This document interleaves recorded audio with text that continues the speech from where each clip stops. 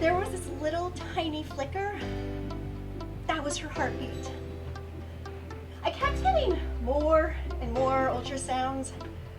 I had to get a lot because I was considered high risk due to my age.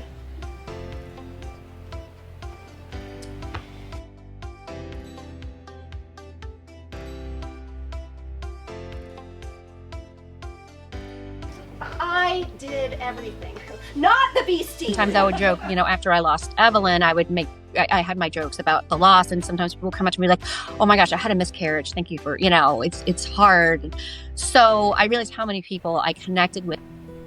Lately, I've been haunted by this parallel life. Like, there's this life I'm supposed to be living where I'm pregnant and I'm planning for a baby. And then there's this life that I'm living where I'm just grieving a daughter I never met.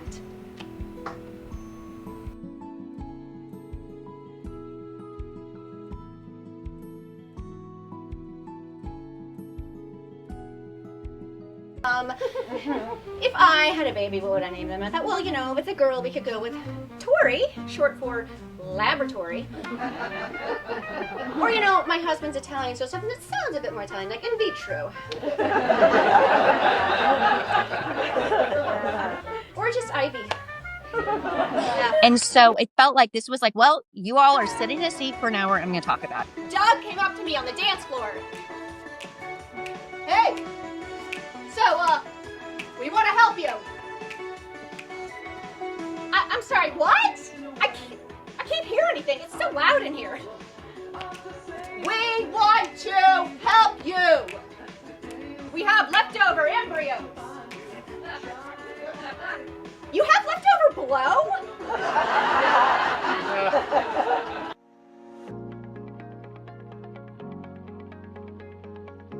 It was a lot. Because it's his experience too. I think sometimes we think of, you know, a pregnancy loss as just being the experience of the birthing person, and it is a different experience, but he experienced a loss too. That was the moment everything changed.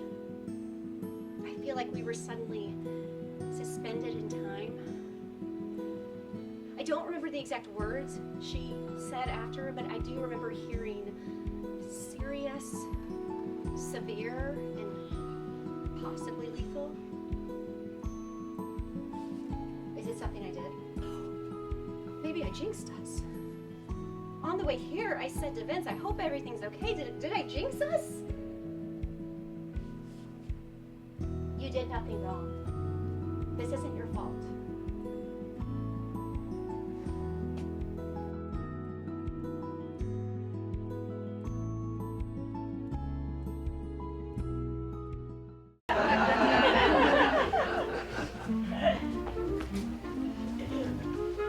Let's go!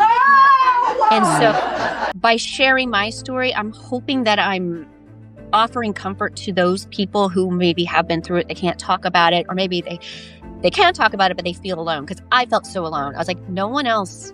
I didn't realize how common it was. And so that's the other thing. It's shedding that light.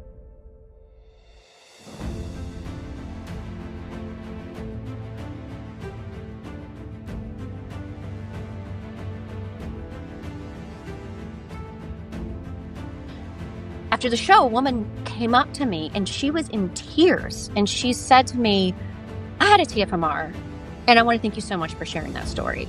And I could tell she was like, it was overwhelming for her. And I said to her, do you need a hug? And she was like, yes. And I just hugged her, and she was just, but I realized this is why I have to tell the story, because there are people out there that need to hear it. They need to feel less alone.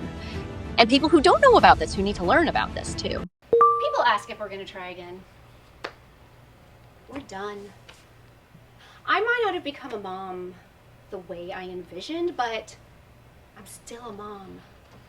And we're still a family. It's me, Vince, Freddie, and Evelyn. She may not be with us, but she's always part of the family.